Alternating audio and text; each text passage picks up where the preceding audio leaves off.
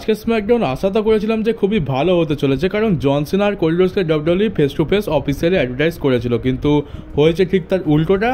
মানে জন সিনা যে আজকে শোতে ছিল এটা তোমরা ফিলই করতে পারবে না। আর আজকের গোটা স্ম্যাকডাউনের হালই কিছুটা এরকম ছিল, কিছু অপ্রয়োজনীয় জিনিস আমরা দেখতে পেয়েছিলাম।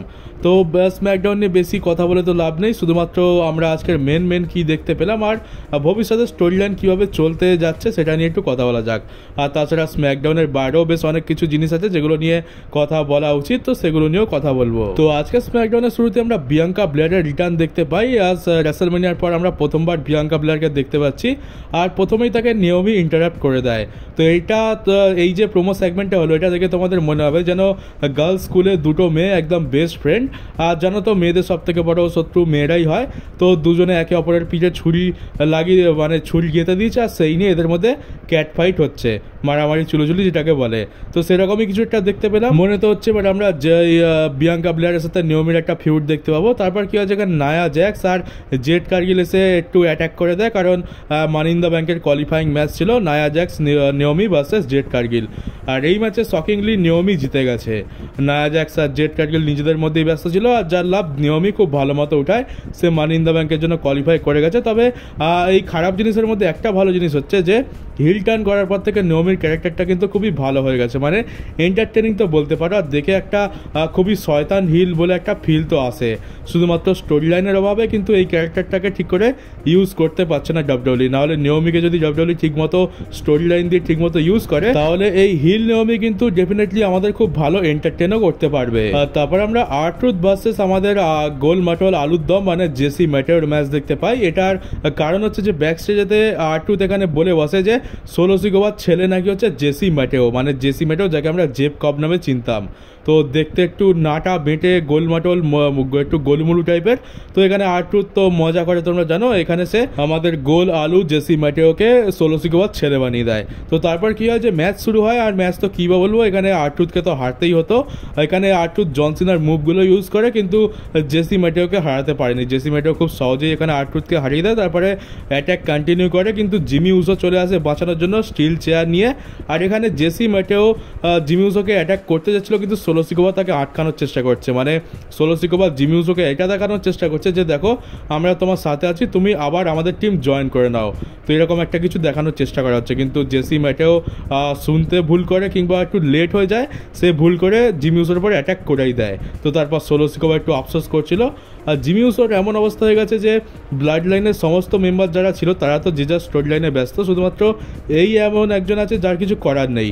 তো একে যেখানে পারে সেখানে ঢুকিয়ে দেয়। আর এখন মনে হচ্ছে যে সোলো সিকোবার সাথে জিমি উসোকে জোড়ানোর চেষ্টা করা হচ্ছে, কিংবা এটা শুধুমাত্র টাইম পাসের জন্য হচ্ছে। আর এরপর আমরা একটা ইউজলেস জিনিস দেখতে পাই, আর সেটা হচ্ছে যে ডাব্লিউডাব্লিউ ট্যাগ টিম ডিভিশন তো এখন পুরোপুরি ইউজলেসই বলতে পারো। এদের স্টোরি লাইনের কিছু নেই, মানে কয়েকটা টিম রয়েছে যেমন motor city machine gun, DIY, তারপর এখন অ্যাক্সিয়াম যোগ দিয়েছে, স্ট্রিট প্রফিটস রয়েছে। এরা কি করে প্রত্যেক সপ্তাহে একে অপরের উপর অ্যাটাক করে, ম্যাচেস করে, এর থেকে বেশি কিছু হয় না। আমরা রেসলম্যানিয়ার আগে থেকেই দেখছি যে এ ওর উপর অ্যাটাক করছে, ও এর উপর অ্যাটাক করছে, মানে স্টোরি লাইন যেখানে ছিল 1 বছর আগে এখনও সেখানেই রয়েছে, কিচ্ছু চেঞ্জ হয়নি। তো আজকের কি হয় যে ডাব্লিউডাব্লিউ ভাবলো যে চলো আজকের অ্যাটাক করাবো না, একটু অন্য কিছু করানো যায়। তো আজ কি করে সমস্ত ট্যাগ টিমকে একসাথে রিংয়ের মধ্যে ঢুকিয়ে কবি সম্মেলন শুরু করে দেয়। আর তারপর এখানে অন্ধকার হয়ে যায়, হোয়াইট সিক্স আসে আর সবার উপরে অ্যাটাক করে রিং সাফ করে দেয়। আর আগের সপ্তাহে তো বলেছিলাম যে এখন হোয়াইট সিক্সকে এই ট্যাগ টিম চ্যাম্পিয়নশিপের জন্য হয়তো সুযোগ দেওয়া হবে, আর সেটাই দেখতে পাচ্ছি। হোয়াইট সিক্স ট্যাগ টিম চ্যাম্পিয়নশিপের জন্য লড়বে আর ট্যাগ টিম চ্যাম্পিয়নশিপ জিতেও যাবে, কিন্তু স্টোরি লাইন থেকে আমি তেমন কিছু এক্সপেক্ট তো করছি না।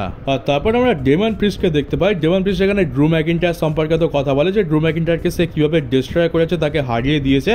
আর তারপরে এখানে সে তার নেক্সট যা আছে সেটা নিয়ে কথা বলে, মানে ভবিষ্যতে কি হতে চলেছে সে এটা ক্লিয়ার করে দেয় যে সে জেকব ফাটুর সাথে এবারে ফিউডে জড়াবে, সে ইউএস চ্যাম্পিয়নশিপ চায়। আর এই ডেমন প্রিস্টকে বলবো, ডেমন প্রিস্ট তো খুবই আন্ডাররেটেড আমি বলবো, কারণ ডেমন প্রিস্টকে ডাব্লিউডাব্লিউ কিন্তু বিল্ড ভালোভাবেই করেছে, শুধু ফ্যান্সরা খুব একটা রিয়াকশন দিচ্ছে না। কিন্তু দেখতে গেলে একটা ভালো ফেস সুপারস্টার কিন্তু ডেমন প্রিস্ট। এর মধ্যে রিং অ্যাবিলিটি আছে, এ লম্বা চওড়া শক্তিশালীও আছে, সব কিছু এর মধ্যে রয়েছে। প্রোমোটাও মোটামুটি ঠিকঠাক তো কাট করে দেয়, তো এর মধ্যে পোটেন্সিয়াল তো রয়েছে। এবার যদি একটা খুব জবরদস্ত আর ভালো স্টোরি লাইন পাওয়া যায় তাহলে কিন্তু ফ্যান্সদের কিন্তু ডেফিনেটলি ডেমান প্রিস্টের প্রতি ইন্টারেস্ট আসবে, আর ভবিষ্যতে ডেমান প্রিস্ট একটা বড় স্টার হিসাবে আমরা তাকে দেখতে পাবো। আর এই যে ডেমান প্রিস্ট ড্রু ম্যাকিন্টায়ারের এগেনস্টে জিতলো, এটা থেকে এটা প্রমাণ হয় যে ডাব্লিউডব্লিউ কিন্তু তাকে একজন বড় স্টার হিসাবেই দেখে। তারপরে মানি ইন দ্য ব্যাংকের জন্য কোয়ালিফাইং ম্যাচ দেখতে পাই, কারমেলো হেস ভার্সেস অ্যান্ড্রাডে ভার্সেস জেকব ফাটো। আমি তো ভেবেছিলাম যেখানে জেকব ফাটো হয়তো জিতবে, সোলো সিকোয়া জেসি ম্যাটো এখানে তাকে সাহায্য করতে আসবে, তেমনটাই হলো। সাহায্য তো করতে এলো কিন্তু অন্যরকম হয়ে গেল, ডিস্ট্র্যাক্ট করতে হতো কারমেলো হেস আর অ্যান্ড্রাডেকে, কিন্তু ডিস্ট্র্যাক্ট হয়ে গেল জেকব ফাটো। তো এখানে সোলো সিকোয়া কি করে যে জেকব ফাটোকে জ্ঞান দেওয়ার জন্য আসে যে কখন মুন শট লাগাবে কখন মুন শট লাগাবে না, এখানে তাকে জ্ঞান দিচ্ছিল। আর জেকব ফাটো দেখে অবাক হয়ে যায় যে হ্যাঁ এ আমাকে কেন জ্ঞান দিচ্ছে, আমি কি জানি না কিভাবে লড়তে হয়। তো ওই চক্করে কি হয় যেখানে জিমি উসো চলে আসে, জিমি উসো জেসি ম্যাটেও আর সোলো সিকোয়ার উপর অ্যাটাক করে দেয়, আর জেকব ফাটোকে রিং থেকে বাইরে ফেলে দেয় কারমেলো হেস, আর অ্যান্ড্রাডে নিজের ফিনিশার লাগিয়ে এই ম্যাচে জিতে যায়। আর অ্যান্ড্রাডে জেতার পরে একদম রিং থেকে পালিয়ে যায়, জানে কারণ এখানে বেশিক্ষণ থাকলে সেটা ঠিক হবে না। আর তারপর জেকব ফাটো তো প্রচণ্ড রেগে যায় যে তোরা আমার সাহায্য করতে এসছিস নাকি আমাকে হারাতে এসছিস ম্যাচ। জেকব ফাটো প্রচণ্ড রেগে যায় এখানে, আর বলে দেয় যে আমার সোলো সিকোয়ার আর টিমের কোনো দরকার নেই। তারপর আমরা দেখি যে রাগের মাথায় জেকব ফাটো ব্যাকস্টেজে গিয়ে যা পাচ্ছে তাই ছুঁড়ে ফেলে দিচ্ছে, চেয়ার টেবিল ডাস্টবিন সব এদিক ওদিক ফেলে দিচ্ছে। তো এখান থেকে তো পরিষ্কার যে ডেমন প্রিস্টের সাথে জেকব ফাটোর ফিউড তো একটা হবে, বড় জোর আমরা একটা কিংবা দুটো ম্যাচেস হয়তো দেখতে পাবো, কিন্তু মেন হবে যেটা সেটা হচ্ছে সামার স্ল্যামেতে আমরা জেকব ফাটো ভার্সেস সোলো সিকোয়ার মধ্যে ইউএস চ্যাম্পিয়নশিপের জন্য ম্যাচ দেখতে পাবো, এটা তো এখান থেকে কনফার্ম দেখতেই পাচ্ছি। আর এবার কথা বলা যাক মেন ইভেন্ট নিয়ে। তো মেন ইভেন্টে প্রথমে তো আমরা কোডি রোডসকে দেখতে পাই, তো এই সেগমেন্টে থেকে আমি অনেক কিছু আশা করেছিলাম কিন্তু কিছুই তো দেখতে পেলাম না। কোডি রোডস আছে এখানে, সে তার পুরো টাইটেল রেন নিয়ে কথা বলে যে আমার টাইটেল রেন কেমন ছিল, আমি আমার বন্ধুদের জিজ্ঞেস করেছি, তারা বলে যে আমি নাকি খুব ভালো কাজ করেছি। তারপর এখানে সে তার রেসলমেনিয়াতে ম্যাচ হেরে যাওয়ার কথা বলে, আর এখানে সে ফাইনাল বস রকের অফারেরও কথা বলে। এখানে অনেকদিন পর আমরা রকের কথা শুনতে পেলাম, রক তার সোল কিনতে এসেছিল, কিন্তু সব থেকে ভয়ঙ্কর বিষয় হচ্ছে যে রক একদম সিরিয়াস ছিল। তো এখানে রকের কথাটা ড্রপ করে ফ্যান্সদের মনে একটু আশা জাগানো হচ্ছে, কিন্তু আমরা তো ভাই এই ছ্যাঁকা একবার খেয়ে গেছি, মানে একবার নয় বহুবার ছ্যাঁকা খেয়েছি, তো অত বিশ্বাস করার কিছু দরকার নেই। রকের নাম এখানে মেনশন হয়েছে, ভবিষ্যতে হয়তো রককে আমরা দেখতেও পেয়ে যাবো, কিন্তু ওটা শুধুমাত্র ওই টিকিট বিক্রি করার জন্য, বেশি কিছু তো আশা রাখার কিছু নেই এখানে, তো ওটা বেশি ইম্পর্টেন্ট তো নয়। তারপর আমরা এখানে জেউসোকেও দেখতে পাই, জেউসোর একদম খুব দারুণ এন্ট্রান্স হয়, সবাই ইট করছে, তো আলাদাই ব্যাপার। তারপর আমরা জন সিনাকে আসতে দেখতে পাই, কিন্তু সেরকম কিছু ফিলই করতে পারলাম না। জন সিনা এলো, জন সিনা এখানে জেউসো আর কোডি রোডসকে বলে যে তোমরা জন সিনা হওয়ার চেষ্টা করছো, কিন্তু তোমাদেরকে দেখে তো জন সিনা মনেই হয় না, তোমরা টাকা কামাতে চাও, তোমরা ফেমাস হতে চাও, তোমরা জন সিনা হতে চাও, কিন্তু তোমাদের ওটা অকাতেই নেই। কিন্তু এমন একজন আছে যে সেটা করতে পারে, সে হচ্ছে লোগান পল। লোগান পল নাকি নেক্সট জন সিনা। তো তারপর লোগান পলও আসে, আর সব থেকে ভালো কথা তো লোগান পলই এখানে বলেছে। লোগান পল এখানে এসে কোডি রোডস আর জেউসোকে বলে তোমরা হচ্ছে নেপোটিজমের প্রোডাক্ট, তোমরা হচ্ছে নেপোকিট, তোমরা তোমাদের ফ্যামিলির লোকেদের জন্য চান্স পেয়েছো, আর আজকে যে জেউসো চ্যাম্পিয়ন এটাও তো সেই নেপোটিজমের জন্যই হয়েছে। তো এতদিন তো শুধু আমি বলতাম, আর এখন লোগান পলের মুখ থেকে এই কথাগুলো শুনে বেশ মনটা শান্তি পাচ্ছে। তো এটা তো পুরো এক্সপোজ করে দিয়েছে, দুজনে তো একদম চুপ করে রয়েছে, কারণ কথাটা তো সত্যি। তারপরে কি হয় যে এখানে কোডি রোডস জন সিনার পিস মেকারের যে ক্যারেক্টারটা রয়েছে ওই ডিসি ইউনিভার্সের সুপার হিরো, সেটা নিয়ে একটু ট্রোল করে দেয়, যার ফলে জন সিনা বহুত রেগে যায়।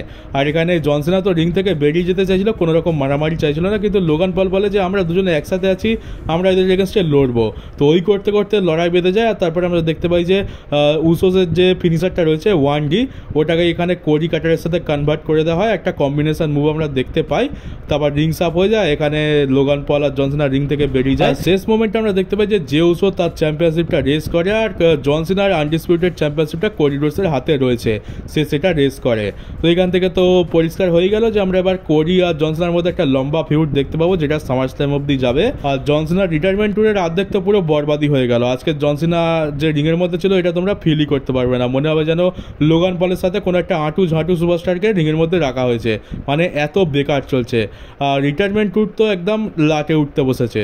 এর থেকে তো এটাই ভালো ছিল যে জন সিনা 2018 সালেই রিটায়ার হয়ে যেত, কারণ 2018 সালের পর থেকে তো আমরা তাকে তেমনও খুব একটা দেখতে পাইনি, তো তখনই রিটায়ার হয়ে যেত। বেকার এই সময় এসে এত বেশি বেইজ্জতি করার তো তো কোনো মানেই হয় না।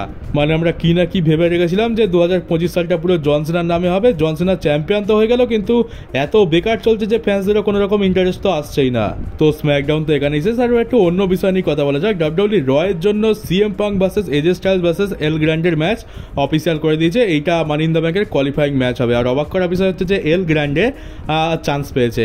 আমরা আগের দিন দেখতে পেলাম যে চ্যাট গেবালকে চান্স দেওয়া হয়েছিল, কিন্তু চ্যাট গেবাল হেরে যায়। আর এবারে চ্যাট গেবালের আরেকটা ক্যারেক্টার এল গ্র্যান্ডে, তাকেও চান্স দেওয়া হয়েছে। তো এবার কি এল গ্র্যান্ডেও হেরে যাবে? কারণ চ্যাট গেবাল হেরে গেলেও এল গ্র্যান্ডে কিন্তু হারে না। আর অপরদিকে রয়েছে এজে স্টাইলস। এজে স্টাইলসের বুকিং তো কেমন হয় আমরা খুব ভালো করেই জানি, তো ওটা নিয়ে বেশি আশা রাখছি না। আর সব থেকে বড় কন্টেন্ডার হচ্ছে সিএম পাঙ্ক। সিএম পাঙ্ক এই ম্যাচটা জিতবে, এটার চান্সই সব থেকে বেশি। কিন্তু প্রশ্ন হচ্ছে যে এখানে সেথ রলিন্স কি সিএম পাঙ্ককে জিততে আদৌ দেবে? সেটা একটা অনেক বড় প্রশ্ন। কিন্তু যেহেতু মানি ইন দ্য ব্যাংক ল্যাডার ম্যাচে সেথ রলিন্স অলরেডি রয়েছে, তাই আমার মনে হয় এখানে সিএম পাঙ্ক যা হোক করে হয়তো জিতে যেতে পারে। তবে চ্যাট গেবালের জন্য হয়তো খারাপ লাগবে, কারণ দুবার চান্স পেয়েও সে কোয়ালিফাই করতে পারলো না। তবে দেখা যাক, এই র অবধি আমাদেরকে ওয়েট করতে হবে। দেখা যাক এই রতে আমরা কি দেখতে পাই, কে এইখান থেকে কোয়ালিফাই করে। আর বেশ কিছু সময় আগে আমি তোমাদেরকে বলেছিলাম যে AEW সুপারস্টার মারিয়া মে হয়তো ডাব্লিউডব্লিউতে আসতে পারে, আর সেটাই সত্যি হতে যাচ্ছে। কারণ এখন মারিয়া মের কন্ট্রাক্ট AEW সাথে শেষ হয়ে গেছে, আর AEW তাকে তাদের পেজ থেকে রিমুভ করে দিয়েছে, যেমনটা ঠিক রুসেভের সাথে হয়েছিল। তো এবার শুধুমাত্র সময়ের অপেক্ষা, আমরা খুব তাড়াতাড়ি মারিয়া মেকেও ডাব্লিউডব্লিউতে ডেবিউ করতে দেখতে পেয়ে যাব। আর আমাদের ভিন্স ম্যাকম্যান একটা নতুন কোম্পানি খুলেছে, তবে সেটা কোনো রেসলিং কোম্পানি নয়, এটা একটা প্রোডাকশন কোম্পানি। এখানে এই কোম্পানিটার নাম হচ্ছে 14th and I। এটা হচ্ছে ভিন্স ম্যাকম্যানের নতুন কোম্পানির নাম। এটা বেসিক্যালি স্পোর্টস, মিডিয়া আর এন্টারটেনমেন্টের উপর ফোকাস করবে। মানে বলতে পারো এটা একটা প্রোডাকশন হাউস টাইপের কোম্পানি। তবে এর মানে এই নয় যে ভিন্স ম্যাকম্যান ডাব্লিউডব্লিউ কোম্পানিকে কিনবে না। ভিন্স ম্যাকম্যান এখনো ডাব্লিউডব্লিউ কোম্পানিকে কিনতে চায়। এটা বাস জাস্ট তার একটা আলাদা বিজনেস বলতে পারো। এইটা করে তো আমি বলবো যে ভালোই হয়েছে, কারণ এটার ফলে ভিন্স ম্যাকম্যান আরও বেশি প্রভাবশালী হয়ে উঠবে। এটা একটা অনেক বড় কোম্পানি যদি হয়ে যায়, তাহলে তার ক্ষমতা আরও বাড়বে, ইনকাম আরও বাড়বে, আর ডাব্লিউডব্লিউ কোম্পানিকে কিনে নিতে আরও বেশি সুবিধা হবে। তো আমার তরফ থেকে তো ভিন্স ম্যাকম্যানকে অনেক অনেক শুভেচ্ছা আর কংগ্রাচুলেশন। আর আশা করবো যেন খুব তাড়াতাড়ি সে ডাব্লিউডব্লিউ কোম্পানিকে কিনবে আর ডাব্লিউডব্লিউ কোম্পানিকে তার আগের অবস্থায় ফিরিয়ে আনবে। আর এর পরের নিউজ হচ্ছে রেসলিং অবজারভার নিউজ লেটার। মানে আমাদের ডেভ ম্যারিজার এটা বলছে যে আমরা অ্যালবার্টো ডেল রিওকে খুব তাড়াতাড়ি ডাব্লিউডব্লিউ টেলিভিশনে দেখতে পেতে চলেছি। অনেক বছর পর আমরা তাকে আবার ডাব্লিউডব্লিউতে রিটার্ন করতে দেখতে পাবো। আর এই দুনিয়াতে বহু মানুষ রয়েছে যারা ট্রিপল এইচকে তো একদম দু চোখে দেখতে পারে না, কেউই পছন্দ করে না ট্রিপল এইচের কাজকর্মের জন্য। আর সেই লিস্টে এমবিপিও রয়েছে। এমবিপি তার ইন্টারভিউতে বলে যে আমি ট্রিপল এইচকে কোনোদিনও ক্ষমা করবো না, আর আমার মনে তার জন্য কোনো রকম রেসপেক্ট নেই। মানে একদম রেসপেক্ট 0% রয়েছে। ট্রিপল এইচ তার সাথে যা ব্যবহার করেছে, তার সাথে যেরকমভাবে কথা বলেছে, সেটা সে একদমই পছন্দ করেনি। তো কি হয়েছে সেটা তো কিছু খুলে বলেনি, কিন্তু মনে হচ্ছে ট্রিপল এইচের সাথে এমবিপির কিছু একটা বড়সড় ঝামেলাতে হয়েছে, যার জন্য হয়তো এমবিপিকে রিলিজ করে দেওয়া হয়েছে। এটাই হয়তো তার কারণ হবে। আর এখানে ট্রিপল এইচকে এমবিপি একজন রেসিস্টও বলে। আর শুধুমাত্র ট্রিপল এইচ নয়, এখানে সে হাল্ক হগানকে নিয়েও কথা বলে যে মাউন্ট রাশমোর থেকে হাল্ক হগানের ডিসকোয়ালিফাই হয়ে যাওয়া উচিত। মানে মাউন্ট রাশমোর তো জানো, যখনই রেসলিং জগতের মাউন্ট রাশমোরের কথা বলা হয় তো 4 জনের মধ্যে হাল্ক হগান তো থাকে, কিন্তু এমবিপির মতে সেখান থেকে হাল্ক হগানকে ডিসকোয়ালিফাই করে দেওয়া উচিত। যার কারণ হচ্ছে হাল্ক হগান হচ্ছে একজন অনেক বড় রেসিস্ট। সে একদম কালো চামড়ার মানুষদের দেখতে পারে না। আর এটা এমন একটা সমস্যা যেটা আমেরিকানদের মধ্যে থেকে কোনো দিনও যাবে না। এটা সারা জীবন এটা নিয়েই ঝামেলা করতে থাকবে। সে পৃথিবী যতই উন্নতি করুক না কেন, এই সাদা চামড়ার মানুষদের কাছে রেসিজমের কোনো রকম এন্ড নেই। তো এই তো হয়ে গেল নিউজ ভিডিও। আর তোমাদের জন্য একটা অ্যানাউন্সমেন্ট রয়েছে, সেটা হচ্ছে যে তোমরা অনেকদিন ধরে আমাকে কমেন্ট করছো যে দাদা কিউএনএ ভিডিও আনো। তো চলো আজকের করেই দেওয়া যাক। তো তোমাদের যা প্রশ্ন আছে তোমরা এই ভিডিওর কমেন্ট বক্সে আমাকে জিজ্ঞেস করো। আমি যে কিউএনএ ভিডিওটা বানাবো এখান থেকেই কোশ্চেন নেবো। তো তোমরা যা ইচ্ছা, মানে যা খুশি তোমরা প্রশ্ন করতে পারো, সে ডাব্লিউডব্লিউর ভেতরে হোক, বাইরে হোক, কিংবা আমার পার্সোনাল লাইফ নিয়েও হতে পারে। তো যা ইচ্ছা কমেন্ট করো, যা খুশি প্রশ্ন করো। আমি এখান থেকেই কমেন্ট নিয়ে একটা খুব তাড়াতাড়ি একটা কিউএনএ ভিডিও নিয়ে আসবো। তো চলো আজকের ভিডিও এই পর্যন্ত ছিল। কেমন লাগলো কমেন্ট বক্সে অবশ্যই জানিও। নতুন হয়ে থাকলে চ্যানেলটাকে সাবস্ক্রাইব করে নোটিফিকেশন বেলটাকে অবশ্যই অন করে দাও। ভিডিওটাকে শেয়ার করতে একদমই ভুলো না। তো চলো গাইস, দেখা হচ্ছে তোমাদের সাথে আমার ডাব্লিউডব্লিউর পরের একটা নিউজ ভিডিওতে।